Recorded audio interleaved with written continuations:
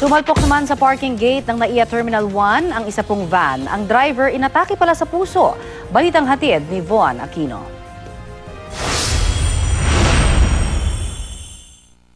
Nawasak ang harapang bahagi ng van na ito makaraang ragasain ang parking gate ng NAIA Terminal 1 sa Pasay City alas 10:30 kagabi. Ayon sa Airport Police, papasok na raw ng checkpoint ang van na minamaneho ng driver na si Alfonso de la Rosa Carbonel nang huminto ito. Habang papalapit na raw ang mga pulis sa van, bigla naman daw itong umandar. Pinuntahan ng mga pulis at saka ng gwardiya, tinignan, nakita nila, nakangiwi na nga yung tao, nakatagilid. Nung lalapitan na nila, bigla na lang siguro naapakan yung accelerator, dumire-diretso, kaya nga hanggang dito na.